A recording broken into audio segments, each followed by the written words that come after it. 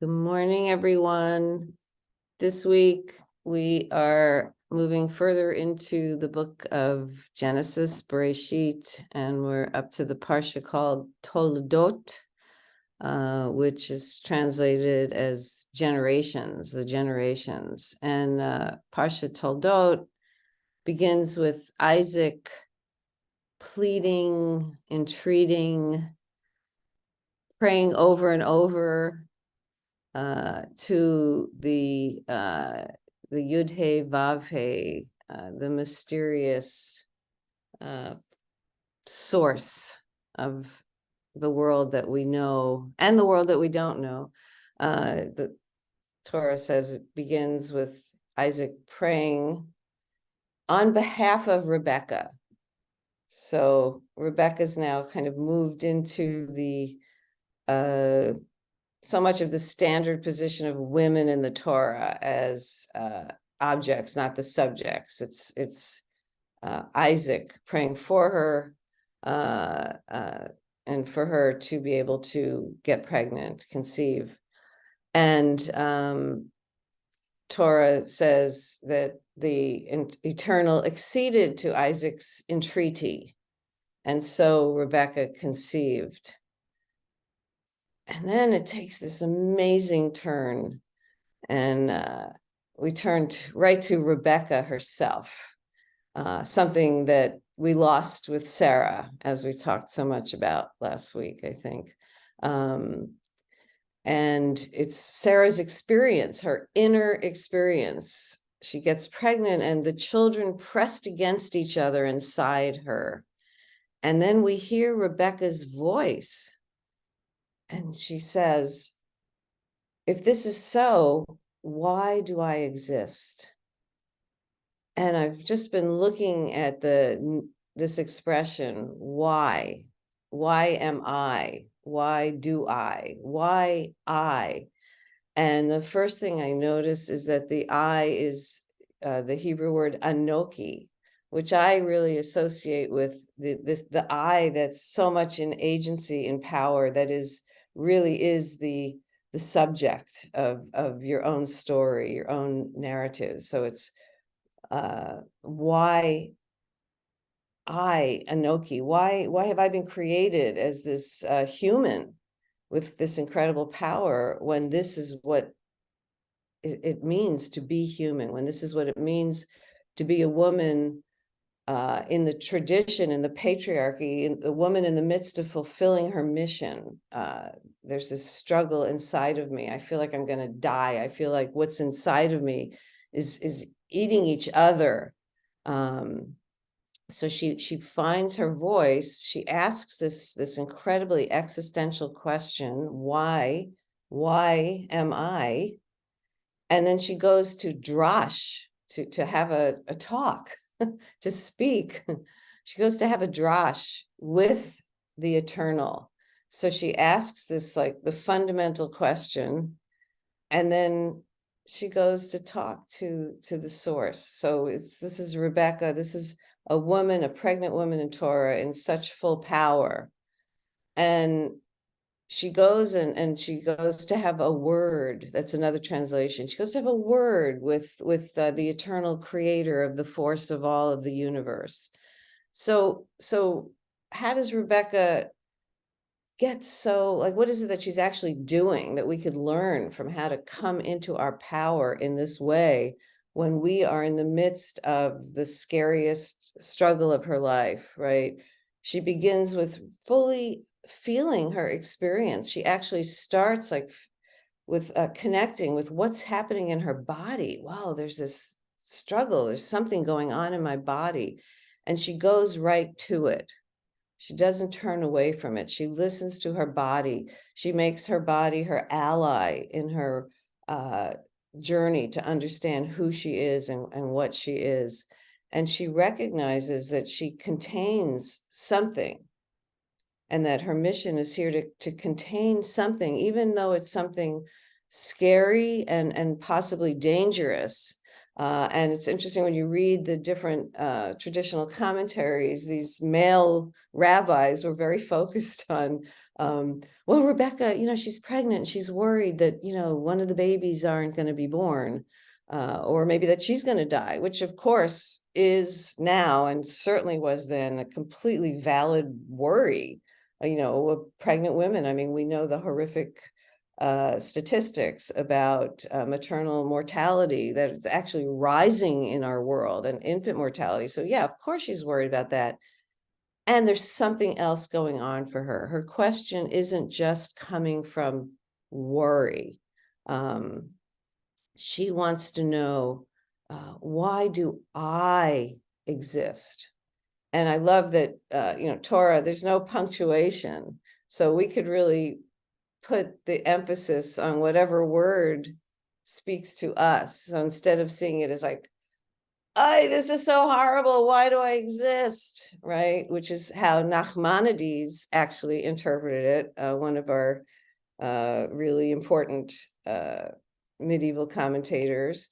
We could look at it as, why do I exist? What am I meant to be, to do, to hold? What is my contribution in this situation where there's life struggling within me?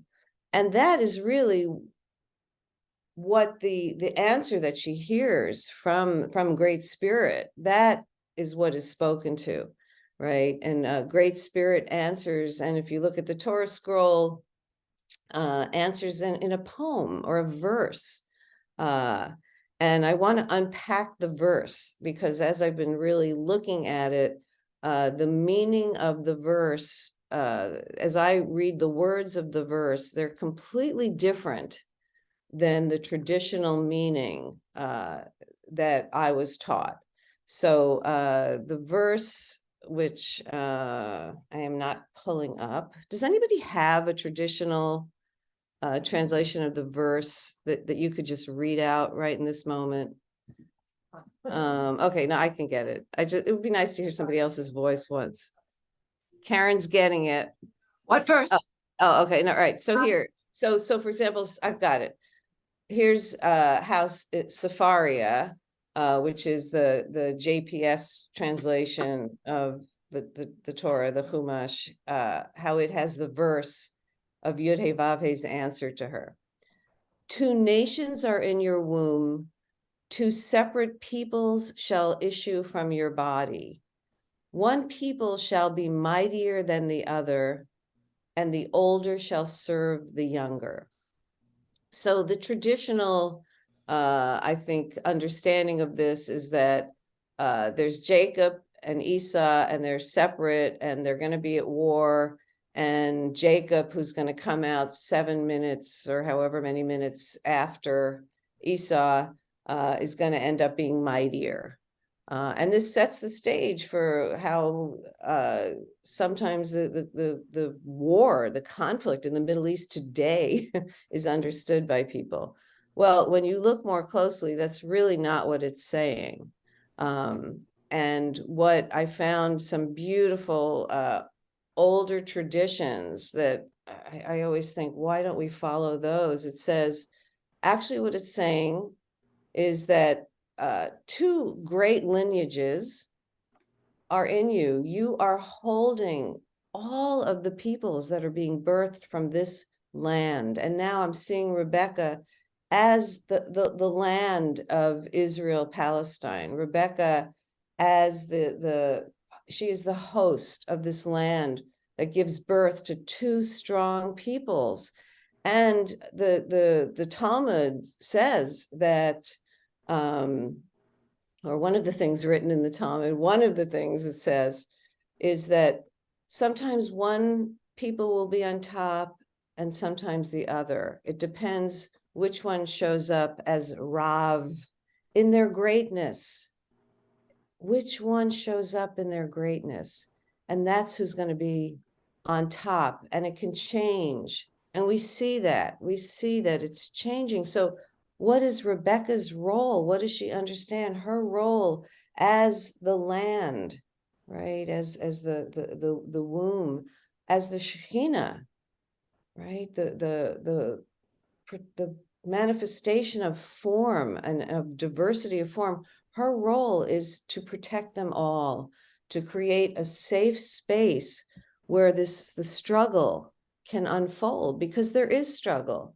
When there are differences, there will be struggle. We have to find our way, right, to make room for everyone on the land. We have to find our way in our families to make room for everyone.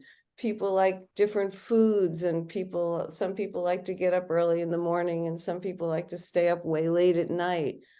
The role of Rebecca as mother, right, as the divine feminine, is to create safety for everything that's held inside, so that they can struggle, but struggle without endangering each other.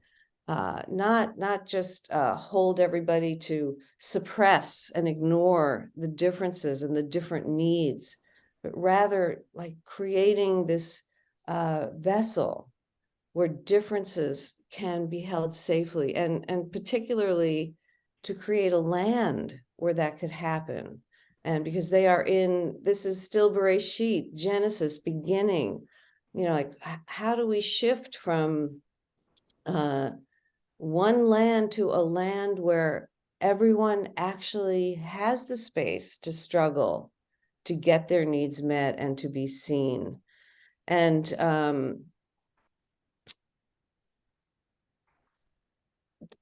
what we're seeing in Rebecca, just as today, there are two warring peoples in the belly of the bride, the Shekhinah, the bride of the eternal.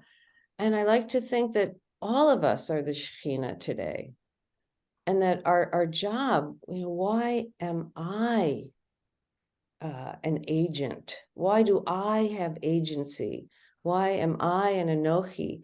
Is so that we could cheer for the survival of both, so that we could trust that the man who grows into being the hunter, who is Esau, and the man that grows into being, he can't see that well. Well, that's the husband. I'm going to shift gears. I went back to the Zohar to see, well, what does the Zohar say is the message here? And the Zohar, what I found was that the Zohar says that the line that I've been unpacking in the Zohar is translated as the consciousness, the unitary consciousness, like the next evolutionary stage of human consciousness, which in the traditions is referred to as the Messiah, right? It's this consciousness that it will not come, and this is a quote from the Zohar, the foundational text of Jewish mysticism. This unitary consciousness will not come until the tears of Esau will be exhausted. And that's understood as meaning that a nation, a people, a race, humanity cannot long survive deep cleavages. We have to attend to each other's tears. And this is like speaking to me so directly today, because I know there are people who they're just focused on the tears of the Palestinian mothers in Gaza. And there's others who are just focused on the tears of the mothers and the families of people who were held hostage and were killed, by Hamas. Like, there are people focusing on different tears, and that's okay. Of course, it makes total sense. When you lose your child, it's different. Maybe this is our human limitation, and we have to accept it's different. It affects you differently than a child, who's lost next door to you even. This is apparently how we are built as humans, to have this limitation in our heart. So what do we do with that? We have to understand that that's okay, and we need to hold each other's tears, which is exactly what the peacemakers in Israel and Palestine are saying right now, today. So I think we're having actual modeling of what Torah is telling us is going on, that there are warring peoples. And in the midst of that, there are peacemakers who are saying we have to hold each other's tears. So where I've landed with all of this is just feeling so inspired to really hold up and support and connect with and amplify the voices of these peacemakers, and do what we can to hold them in safety. They are under such attack. Hold them in safety, so until all of their tears are exhausted, and that way we can move as a human collective into the consciousness of making room for everyone, making room for everyone's struggles, learning as humans, how do we struggle without harming each other? So let's all ask this question, you know, what am I here to do in this situation today? Thank you so much.